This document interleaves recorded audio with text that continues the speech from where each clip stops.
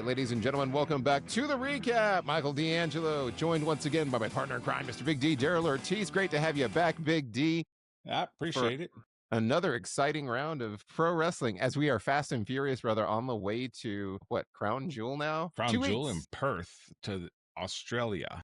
Yeah, Perth, Australia, Crown Jewel, couple of weeks. Is that like a daytime show? I think it's got a weird start time. Crown Usually Jewel the Australia is shows, they start early, right? It's ridiculously early. It's at 8 a.m. Eastern, 5 so a.m. Pacific, 6 a.m. our time. 6 a.m. our time. All right, well, that'll be That's right. My son wakes up at that time, so I'll have something to watch. We'll be all right. Yeah, I'm up early, so that timing actually works pretty well for me. Well, because you think about it, Australia is way ahead. So like I know way back in my days, I used to manage a team that took calls from Australia, and our shift was 4:30 to 8 because that was like the prime time. Yeah, like the usual prime time. Like our calling shift, I should say, was 4:30 to 8. But we stood on to like midnight. But because then kind of has some trickle down. So, but yeah, that makes sense because they're trying to make it in the evening to get more ticket sales rather than. I feel this is and we're seeing a little bit of this sprinkled in throughout all the PLEs and the timing and pricing and everything. This is all TKO is doing, trying to make them more uniform with UFC because they, rather than make the crowd come in there for a day show, they're doing it at their evening time. I'm assuming is what that is. And folks, if for some reason we have some folks in Australia that are watching us, please tell me what time that is in Australia, because I'm not going to sit here and like Google it right now because we're trying because we're live, we're doing our thing.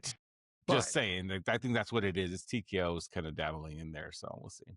Yeah, and they're doing champion versus champion. So this whole setup for Raw and SmackDown was kind of pitting the champions from each brand against each other, and they've immediately segued, coming off of Drew McIntyre versus Cody Rhodes. Just completely segued into Seth Rollins versus Cody Rhodes because that's champion versus champion. Just running with it. That's how they started out. That's how they kicked off Raw, right? Cody Rhodes came out, Seth Rollins out there, and it was really cool to see because if you think about it, when Cody Rhodes came back, him and Seth Rollins had a great match in that Hell in a Cell where Cody Rhodes had a torn pec and he still wrestled, and then they had where Seth Rollins was actually helping Cody Rhodes win the title because he took the hit from Roman Reigns, which is a nice callback to the Shield. And so they do have a lot of history together. I think it's easy to get into all the current storylines. You kind of forget that they have a really good history together. I'm very excited for this match. It was a great banter back and forth. They were going back and forth, and Cody Rhodes, of course, trying to cast the shadow of doubt. Great with words, just trying to get into Seth Rollins' head and vice versa. But I think this was a very good opening segment. Kind of nice. This match is going to be great. This match is going to be really good. I can tell. You had the Bronze out there, of course. Cody was just like, all right, well, we're doing this. And they kind of had their little brawl, which, is typical. Brawl, and then the surprise appearance by Randy Orton for the save. And that didn't really come into play any like later on or anything. So I'm wondering if Orton's going to turn on Rhodes. Like, I'm trying to figure out what they're going to do at Crown Jewel. Yeah. And I'm betting Orton will run down to help Cody and actually like cost him the match. Maybe. Cody's 3-0, right? Cody's 3-0 against Seth Rollins. Yes, he is. So I think he's kind of due for a loss. I feel like they're going to do they're trying to work towards, I feel like, Cody Rhodes versus Randy Orton again with like heel Orton. So I'm wondering if they had him do the little rundown and save, and do they have him maybe do that full turn and cost Cody at Crown Jewel? But we'll see. I mean, it's going to be a fast build-up, whatever they decide to do. Yeah, I agree. But I kind of feel that Seth is going to pick up the win on this one just because. I agree. And not because Cody's 3-0, but also because I feel that they're really trying to push the vision. And they're really trying to push everyone in there. I think winning this kind of helps elevate and kind of essentially prove Seth Rollins right to what he's talking about, right?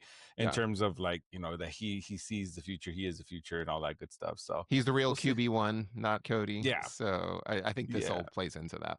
I agree. After that, we had Penta and the War Raiders versus New Day, Grayson Waller in a no DQ 6-man tag match.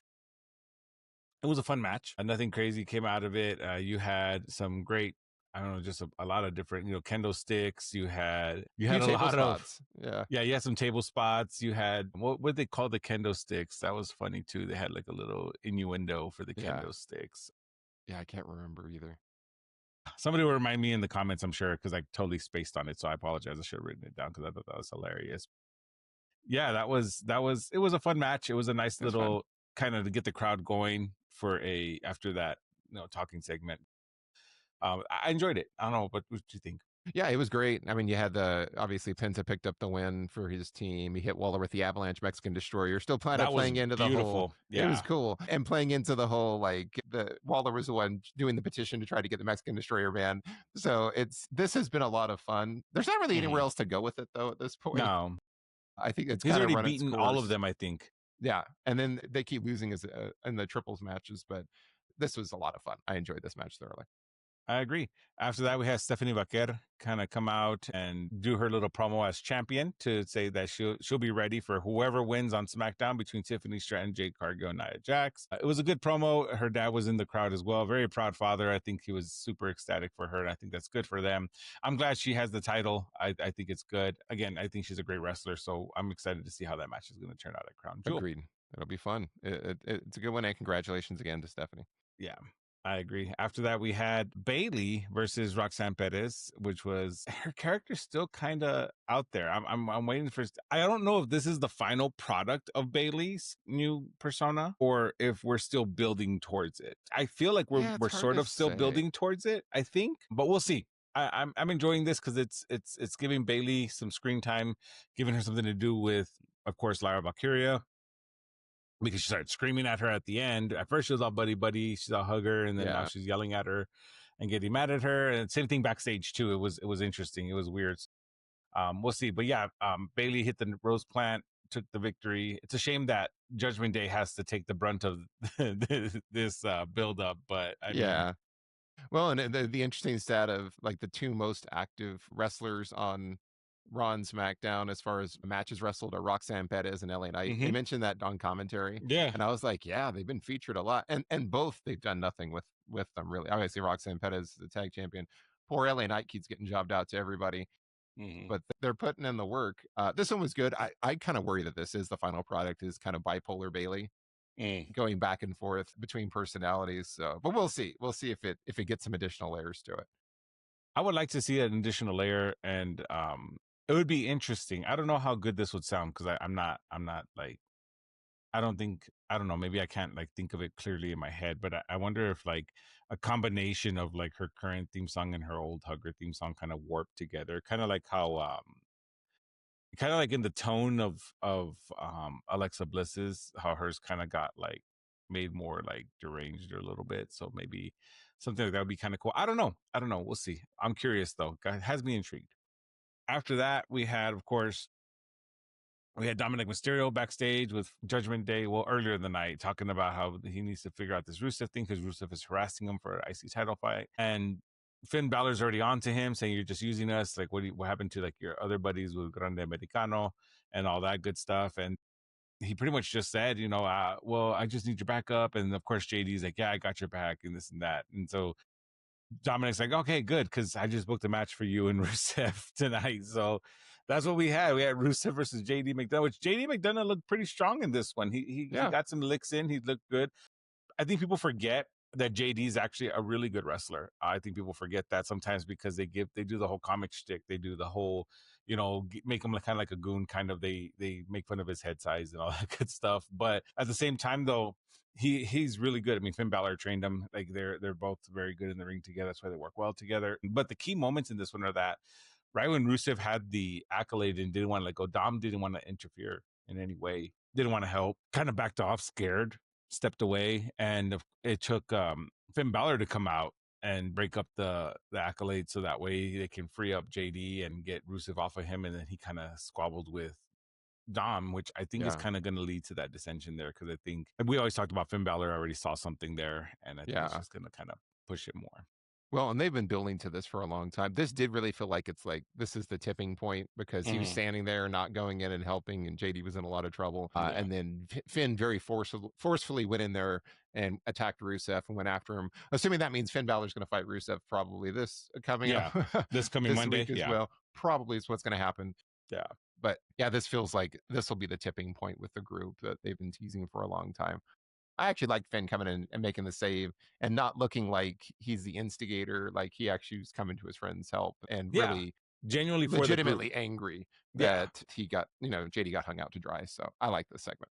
Yeah, and he was even like on his face. He was even like in his face, like, "What are you doing? Like, why didn't you help him?" Like, he was like, it was good. I liked it. I like it. So we'll see how it goes. After that, we had Jey Uso versus LA Knight because Jey Uso still blaming LA Knight for his loss, for their loss, I should say. So I like that the Usos are back. I'm not sure what's happening with Jimmy. It seems like they're just not on the same page. So I don't know what that's going to turn into. But of course, Jey Uso wins clean, actually, with the Uso spear and Uso splash. And then I mean, they had the Vision like interfere. they did. LA Knight was like having to fight them off, and so it was one of those like while he got distracted, Jay was able to hit the spear and do that. So it's clean, but cleanish Vision interference. Cleanish, yeah.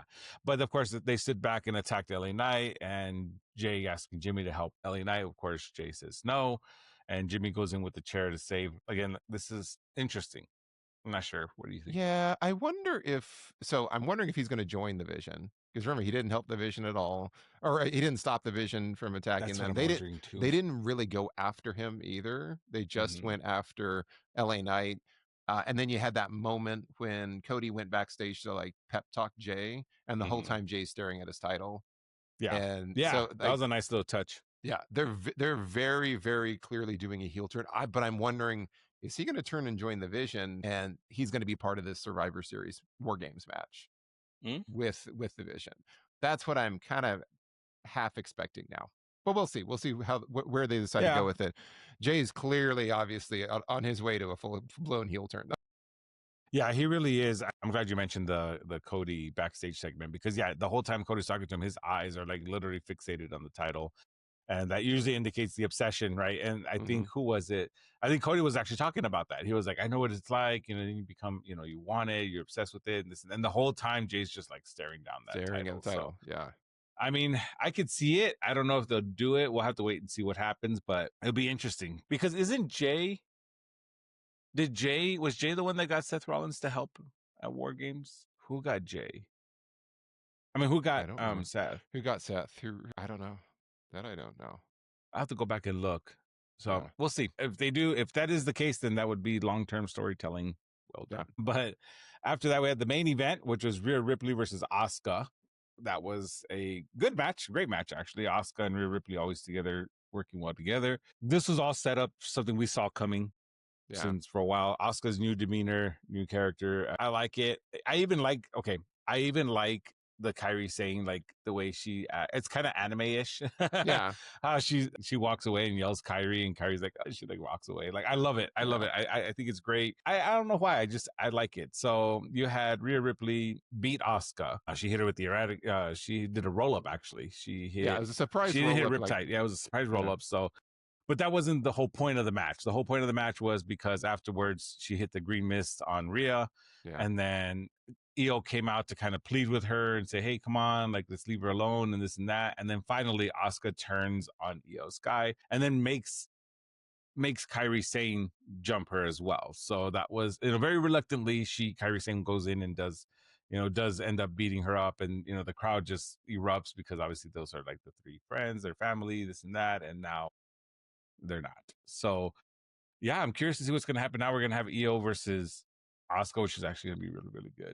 Yeah, I mean, it was good. It was predictable, though. Like we've been waiting for this very, very obvious heel turn. So in which he hits like the spinning back fist, it was like there's no suspense here. Like you knew it was coming from a mile away. But good stuff. I mean, I think it's going to make for a good match down the line. So. Yeah, so and that was pretty much Raw in a nutshell there. You had, of course, the setup for Seth and Cody. You had the Stephanie Paquette kind of talking her thing. And that's pretty much the gist of it for now. I think we got more. Well, we got more on SmackDown, but yeah. Well, and SmackDown opened with Paul Heyman. Paul Heyman doing a promo, kind of mocking Cody's. What do you want to talk about? Should we talk about Seth? Should we talk about the OTC? Should we talk about Braun Breaker? Or should we talk about Lesnar? It sounded like he was going to talk about Lesnar. And then Cody's music hit. And then Cody said that he wanted to talk about Lesnar. And then the Brawns came out. as Mhm. usual, and did their kind of getting in Cody's face. And then that's where Cody kind of tried to talk some sense into Braun Breaker and say that, Yeah. Paul Heyman's loyalty is questionable and that he's not loyal to Breaker. Braun took off his shirt, Cody took off his jacket. Brawl And was on, and this is where Randy Orton, I'd mentioned earlier, Randy Orton came down for the yeah, that was save. my fault. Yeah, it came down for the save, and then they cleared the ring. So and it didn't really lead to anything else. It was like, okay, that happened. Randy Orton, was there to help bail Cody out, which I do wonder if he's kind of inching towards his own heel turn, which they've been teasing for a while now. And this is where I'll also mention at this point. So John Cena, I'm just going to throw this out here. I feel like John Cena's retirement tour has absolutely hit a brick wall because you had this squash match with Brock Lesnar, and there's no reason. It was not like he's putting over the young talent. The 48-year-old Brock Lesnar beat the 48-year-old John Cena, absolutely crushed him, and then disappears. And of course, I'm sure they're going to go back now and they're going to have him come back at Survivor Series. Cena's only got 5 dates left now. He's got 5 appearances for the rest of the year. And then they just announced with no build-up, no fanfare, it's going to be AJ Styles versus John Cena at Crown Jewel. Mhm. And I'm like, wait, so you're not even, it's in 2 weeks. You're not going to really build any storyline there. He's obviously not going to be on SmackDown anymore because he had his final SmackDown appearance. So he's not really going to be promoting anything. You're just going to have him come out and just do a match. And that's it. And then you've got 4 dates after that. And they said his last match is already going to be the December Saturday night's main event is his final match. So now it's just like before they were doing storylines, before they were doing his heel turn, his title run. Now it's like, you got squashed, and let's just make a couple of dream matches with no fanfare. And he's going to kind of limp to the finish line. I don't like the way they're doing this, or at least wrapping, unless they do something really amazing with his final 5 appearances, which I don't feel like they will. But what are your thoughts there? So I kind of was confused with the squash match. I mean, I get it. It's Brock Lesnar. I know that was Paul Heyman's assistance there, but I feel that his schedule's probably getting the better of him right now because John Cena's a very busy man between Peacemaker. Well, I know Peacemaker already debuted, but still, Peacemaker's out, but he's doing all the promotion for it. He's going and doing all the press and the tour schedule and all that. So he's doing a lot right now. He is, and so I don't know if maybe that's kind of getting in the way, or maybe this was already agreed upon, predetermined that they're gonna do their thing. But I was kind of confused with the squash match. I didn't know what to take from it. I felt that it was odd to see Cena just get squashed like that. Yeah. But at the same time, I do love the John Cena versus AJ Styles match. That's going to be amazing, of course. But yeah, it'll be a lot of fun. I would have liked to have seen some sort of build towards it, or at least some sort of rebuttal from John Cena about the match. I guess that's just the formula we're used to. We're used to seeing, the match happens, and then you hear from both competitors at the end of the match, on the next show to kind of talk about what happened, and then refocus, redirect. Maybe they just didn't have time for this one because Crown Jewel was a quick turnaround. But maybe I'm still hanging on to hope that we're gonna get some more storylines with John Cena rather than him just being plugged into matches. We'll probably do. I know they chose this one. I think they chose this one because it's convenient and it's easy because they have a history, AJ Styles and John Cena, and so this one makes sense. So I'm not too upset about this one, but I see what you're saying. I have hope that there will be something that's gonna come from and I it. think AJ Styles versus John Cena will be a lot of fun, and I think it'll be cool. However, it does for me feel a little thrown together because it is because it was because I was like, I don't think they planned it that way because remember he started using people's move sets on the basis that he wasn't going to have matches with everybody, so he did it as tribute, and he did the Styles Clash as a tribute, and I was like, oh, that means he's not going to wrestle AJ, so he's like, let me just do the Styles Clash, because I'm not going to get a chance to wrestle against him. And then all of a sudden he's wrestling against him, and I'm like, okay, this feels like it was kind of thrown together. Not complaining. It's just it just feels like they've run out of momentum now, and they're not quite sure how to wrap this up. But I think they forgot how many matches they had left. Yeah, exactly. Used too much. This creative being like, okay, John, we're gonna start setting up you versus AJ. He's like, I only got 5 appearances left, right? 5 appearances. Whoops. All right. Well, let's just do this one. It'll be fine. People will love it. Video package. Exactly. It's like a video package on the history of these two. I'm sure they'll do that. First match of SmackDown was the Street Profits versus Mellow Miz for the tag titles, #1 contender. This one was a good match. It was fast paced. It was fun. They kind of continued the Miz trying to steal the glory, which is really kind of what cost the Miz and Melo this match because the Miz tried to tag himself again after Melo hit the first 48. And then he was like, hey, what gives? And then he was mad and it created confusion. And then the Miz got hit by the From the Heavens from Montez Ford. And Melo chose not to break up the pin. He could have gone in there and broken up, chose not to, just kind of hung back. So the Street Profits did advance. Wyatt Six popped up on the table at ringside just to kind of stare him down. So they've got a match coming. But this one was good. Pretty by the book, though, right, Big D? Yeah, this was checking all the boxes. I think this was really more just to set up Street Profits versus Wyatt Six, but this is ultimately more for the inevitable. I guess you can call it a split because it's really just Miz. Miz has been holding this together for the longest time. I don't really consider it a split because I don't think Melo's been trying to get his own steam going by himself as a solo competitor, and I think Miz has just been trying to hang on to it. So I'm guessing at this point now we're going to have the blow-off match between Miz and Melo. But yeah, I like that. Melo grabbed him by the arm and was like, what are you doing? Like, I'm right here. Like, I'm about to finish this off. And Miz, looked confused. Like, what are you doing? Just let me do it. And then it ended up being that, right? But seeing at the end how he slid in out of instinct to break it up and he just stood there. And he still laid there. Like, he was like on the mat and he just looked up and he was just like, nah. And so I think that's really what it was kind of setting up both at the same time. Cause I think we knew all along that it was going to be Street Profits versus Wyatt Six for those tag titles. So we'll see. And I hope Wyatt Six retains. Cause like I said, I like seeing them in gold. I hope so too. It's too early for them. And I mean, I'm assuming they'll retain and they'll end up breaking up the Street Profits. Like you'll see the division thing happen because they've been trying to break them up. We'll see. That's kind of been their thing. Yeah. After this, we got another tag match. Julia and Kiana James versus Michin and B-Fab, which was fine. Julia hit Michin with a Northern Lights bomb, got the win. It was fine. Yeah, this was just kind of like a blink and you'll miss it. It wasn't anything too crazy, but it was just It was good. I just would really like to see Julia defending her U.S. championship more consistently versus kind of hanging out and doing these other little one-offs and tag matches and kind of this mid-card rivalry with Michin and B-Fab. But it's fine. It is what it is. Then we had a Drew McIntyre sighting. He came out with a promo wearing a walking boot because of him crashing his leg into the announce table. And then he came out and he rightfully blamed the ref for the slow count and then the interference. Yeah, which you talked about. It's like the slow count, the interference, and trying to basically causing the delay so that Cody could get out of the way of the Claymore because it was not against the rules, which he was absolutely right. So like the whole time I'm like, yes, Drew, you're totally right. Yes, they totally screwed you. And then Nick Aldis kind of came out and was like, stop making excuses. And I'm like, Nick, like he's totally right. Like, why are you gaslighting this dude? Well. I was more like, are you freaking serious? Like, why is Nick like trolling him?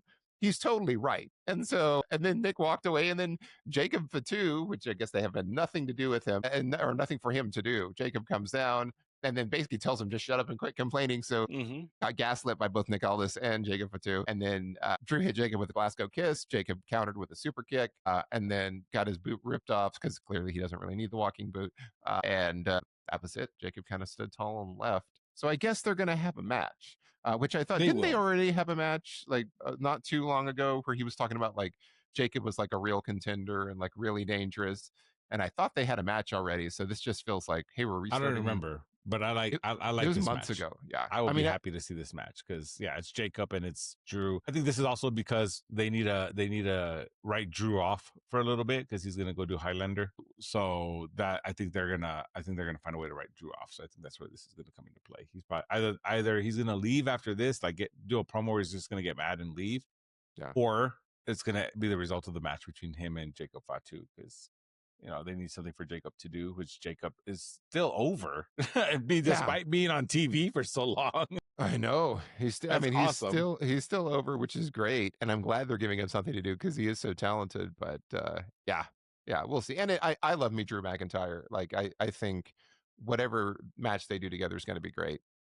Yeah, it's funny how Nick Aldis is like, the ref's decision is final. I'm like, well, that decision is going to be tested later on with your referee training, my friend. We'll talk about that later. Exactly. Oh, and then after this, we got my match of the night, Sami Zayn with the U.S. Championship Open Challenge, taking on Javon Evans from NXT, and they were in Orlando, so this made sense that they were going to do the NXT crossover.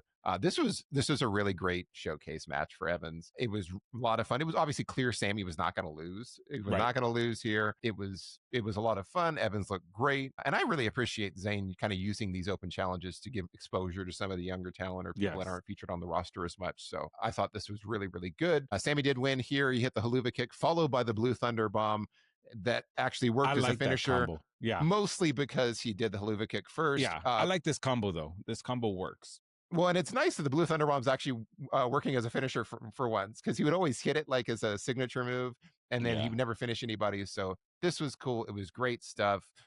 Even the kind of the way that they did it, it was Evans getting overly zealous and kind of flipping forward, and that's where Sammy was able to run and hit him with the Haluva kick. It was like a bam bam, and then he hit the Blue Thunder Bomb. So this one was great. A lot of fun match of the night.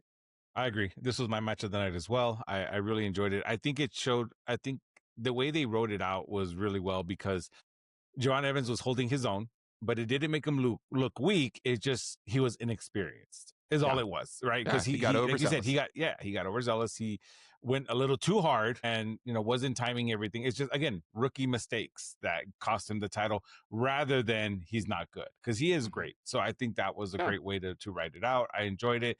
I love seeing the Haluva kick, Blue Thunder Bomb combination. I think that's probably the best way to go because he hit the Luva kick. He kind of stumbled out of the corner, picked him up, hit the Blue Thunder, finished it off. So I like that. So Yeah, I agree. me Match too. of the night.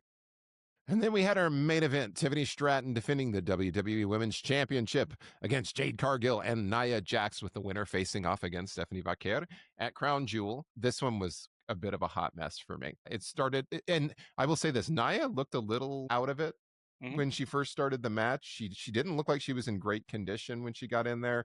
She kept immediately getting thrown out of the ring, and it was Tiffany and Jade working in the ring, and then Nia would pop back in or work from the outside. So I can't tell if she was injured or what was going on, but Nia wasn't doing much, and when she did stuff, she didn't do it well. There was a scary moment where Tiffany tried to do a suicide dive, and she kind of got her foot hung up on the ropes, and Nia really didn't catch her, and she kind of half caught her, and she crashed into the ground. Luckily, Tiffany was fine. It could have ended really, really badly, but she nearly face planted. And then as we got towards the end, there was a moment where Jade Cargill got whipped into the steps by Nia.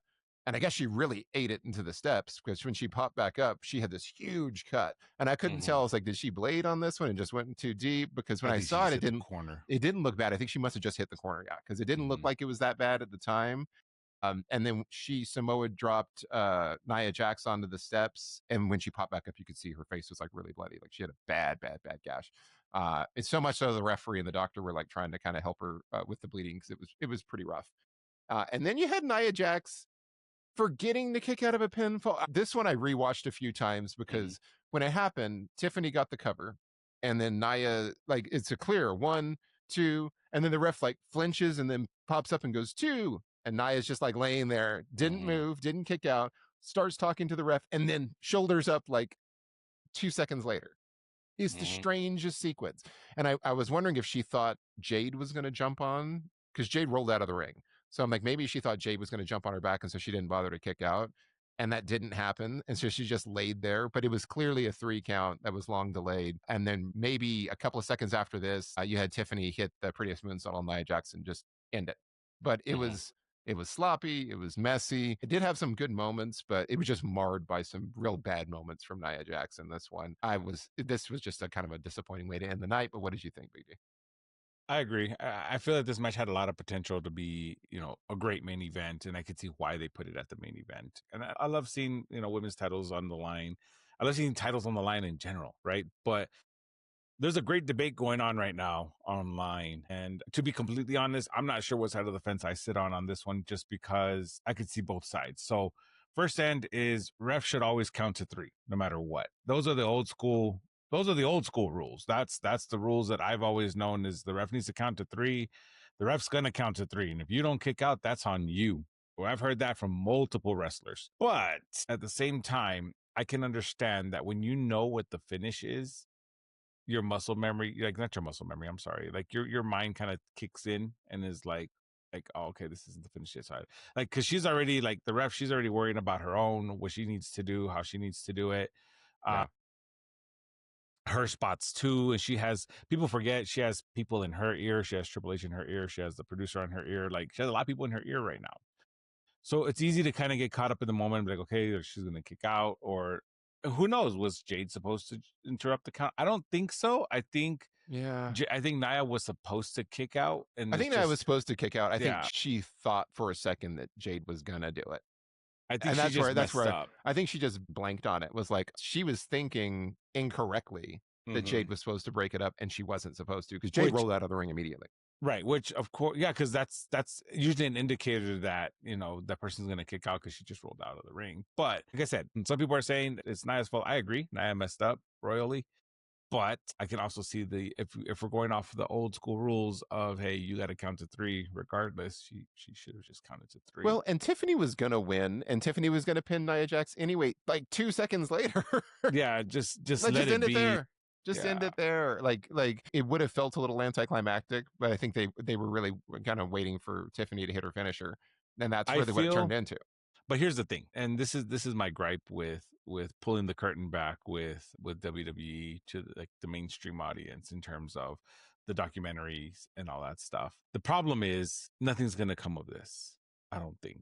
People were saying like, oh, the ref's going to get fired. No, she's not. No, yeah, because we all know she knows the script, right? And so it's just chalk it up to like, hey, like a fumble in football. Like, hey, you fumbled the ball. You know, oh well, it happens. You're gonna get it. You're gonna get. Well, and I don't blame the ref for this one at all. Like, yeah, like this, I this can't blame her. Nia, you got to get your shoulder up. It's like, come on, this is an easy, especially because she was sloppy throughout the whole match. Like, it would be different if it was a clean, crisp match and this was the only botch. Then it'd be like, all right, dude, like ref, you should have just counted. Like, you know, but even so, like, you should know your spots. Like that's rule number 1 of pro wrestling is you need to know your spots. And you need to know when you're supposed to kick out. Like, if you're not paying attention because either you forgot or you clearly just don't care and you just didn't care to pay attention to the spots and pay attention to the script or what you're supposed to do. You know, the walkthrough. Did she even do the walkthrough? You know, pre-show, did she do the walkthrough with them? Because I mean, Tiffany Stratton and Jade Cargill seemed on the same page, but did Nia bother to learn it through? And that's always been my gripe with Nia Jax, is that she can be such a great monster heel. She's just such a liability in the ring. And I mean, look at, she busted open Jade. She almost killed Tiffany. She almost killed Tiffany. Well, and she'd gotten better for a while. I will say she this. did. Like she got better. She just looked like a mess as soon as she got out there. I don't know what it was. What's happening? I don't know. She wasn't feeling well or something. Yeah, maybe she was injured. I don't know, but it's just she was disconnected somehow, and that's what ended up becoming of it, right? And now you have this terrible botch. Like, yes, I know wrestling scripted. Yes, I know it's predetermined. Yes, well, and the camera was right there, so there's no way to hide this. There's no way to disguise it. The camera's right over the top, and you don't want to just see it in plain sight like that. Like, you want to be involved in the show. Like, you want to enjoy the show, you know. And it's like, dude, well, and they're supposed to be professionals, and that's where I'm like, and I think Tiffany and Jade did really well on this one. I thought they did all the heavy lifting. Yeah. And it just felt like Nia was kind of going through the motions here. And that's what bugged me. Yeah. It bothered me a lot. It's got potential to be a great match, but oh well. Oh well. But yeah, we're getting Stephanie Buckhead versus Tiffany Stratton. But that one should be a lot of fun at Crown Jewel. I'm just going for Stephanie. Yeah, I'm going for Stephanie. Well, because it's like that.